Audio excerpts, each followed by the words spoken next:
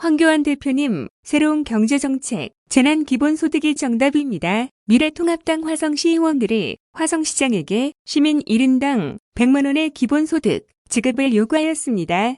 조세결정권도 기차권도 없는 기초지방정부가 8,300억 원을 마련할 수 없음을 알면서 한 실현 불가능한 주장이지만 미래통합당 시의원들이 기본소득의 필요성을 인정한 것은 분명 의미가 있습니다.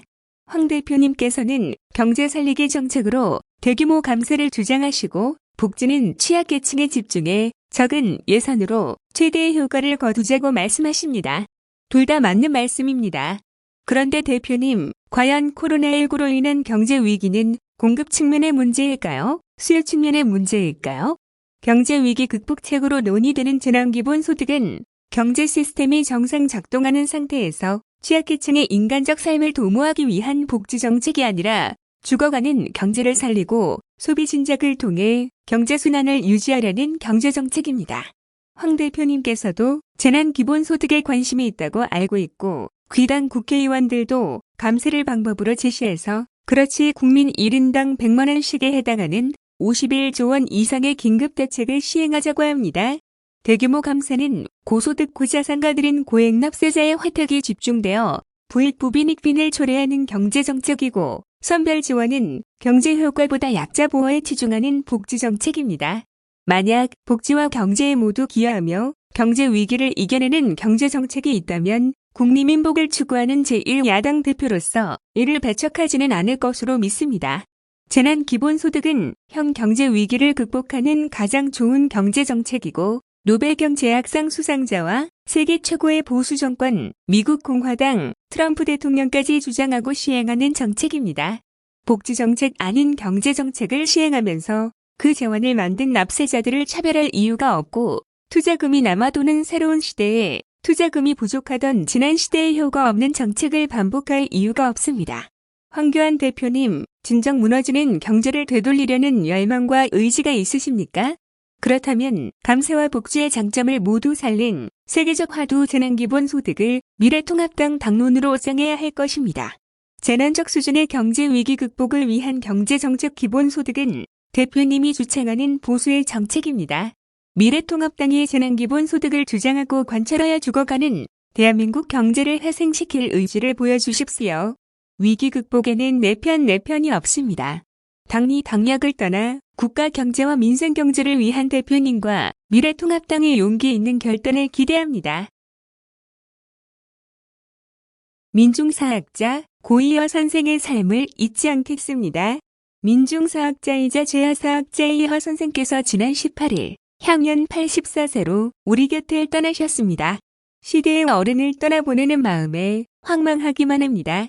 선생께서는 우리 역사의 새 지평을 열어주셨습니다. 권역가들 중심으로만 서술되어 온 역사를 기층 민중에게까지 끌어내려 역사를 보는 시각을 새로이 넓히신 점은 탁월한 업적으로 남았습니다. 모두 22권으로 엮은 이화의 한국사 이야기는 선생의 역작이었습니다.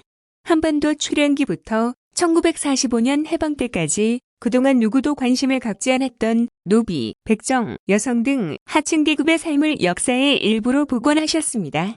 위정자의 관점으로 부르던 동학난을 민중의 관점인 동학농민전쟁, 동학농민혁명으로 고쳐 부르자고 주장하신 것도 선생께서 하신 일이었습니다. 젊은 시절 군밤 장사를 하며 생계를 이어야 할 정도로 가난했지만 역경에 굴하지 않고 이룬 위협이기에 더더욱 큰 존경심이 듭니다. 선생께서는 억강부약의 정신을 실천하신 실천가이시기도 합니다. 역사문제연구소 활동을 하며 친일파를 단죄하기 위해 힘쓰셨고 동학혁명 관련자 명예회복에 열정을 쏟으셨으며 한국전쟁기 민간인 학살 진상규명을 위해 누구보다 앞장서셨습니다. 강자의 횡포에 눈 감지 않고 약자를 일으켜 세우신 그 용기와 불굴의 정신이 있었기에 만인에게 존경받으실 수 있었으리라 믿습니다. 선생께서 삶으로 보여주신 그 정신을 제 가슴에 깊이 담겠습니다. 고이허 선생의 영원한 안식을 빕니다. 남양주 새봄초의 멋진 친구에게 답장이 늦었네요. 장군이 보내준 편지와 마스크 2장 잘 받았습니다. 한마디 한마디에 얼마나 그 소중한 마음이 느껴지던지 진심으로 고맙습니다.